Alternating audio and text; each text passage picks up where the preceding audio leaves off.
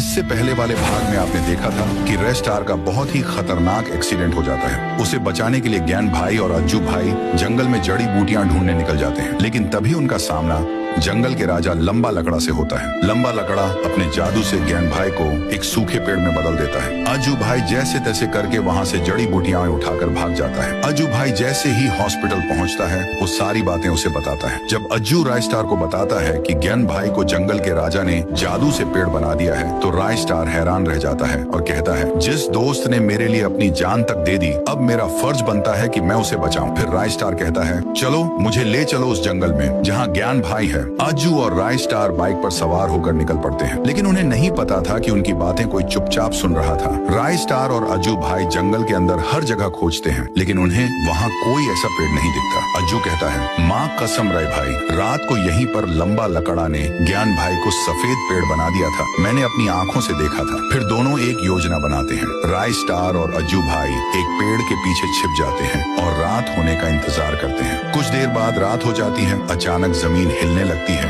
आसमान गरजने लगता है और एक सफेद पेड़ आसमान से नीचे उतरता है। फिर एक आवाज आती है, tung tung tung tung सहूर। और वह पेड़ लंबा लकड़ा में बदल जाता है। आजू बोलता है, यही है वो अजीब सा आदमी जिसने ज्ञान भाई को पेड़ बना दिया था। राय स्टार गुस्से में कुल्हाड़ी निकालता है और कहता है, आज तो मैं इस लकड़े के बच्चे को काट कर रख दूंगा। फिर राय स्टार उसके सामने जाकर बोलता है, कहाँ है मेरा दोस्त, मुझे उसे वापस दो।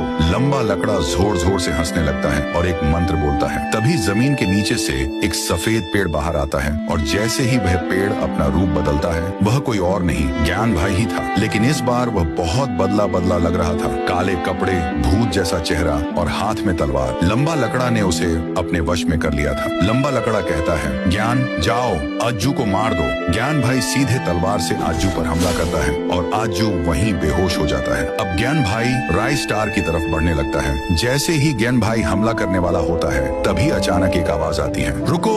वो आवाज थी उसी डॉक्टर की जिसने राय स्टार की जान बचाई थी। डॉक्टर कहता है, रुको टंग टंग, मेरे बच्चे। राय स्टार पूछता है, डॉक्टर क्या आप इसे जानते हो? डॉक्टर कहता है, हाँ, इसे मैंने ही बनाया है। एक दिन जब मैं अपनी लैब में पेड़ों पर एक्सपेरिमेंट कर रहा था, तभी जोरदार धमाका हुआ और पूरी लैब में धुआं ही धुआं फैल गया। फिर जैसे ही धुआं हटा, मैंने देखा कि वो सूखा पेड़ जिंदा हो गया। इससे पहले मैं कुछ समझ पाता, वो एक सफेद पेड़ में बदलकर वहाँ से भाग गया। तभी से मैं इसे ढूंढ रहा था। टुंग टुंग सहूर डॉक्टर को देखकर बहुत खुश हो गया और बोला, पापा। फिर डॉक्टर ने कहा, बेटा टंग टंग, इन सबको ठीक कर दो। टुंग टुंग सहूर एक मंत्र बोलता है और ज्ञान भाई फिर से सामान्य हो जाता है। सब कुछ पहले जैसा हो जाता है। पूरा ढोलकपुर और वहाँ के लोग फिर से खुशी खुशी अपनी जिंदगी जीने लगते हैं।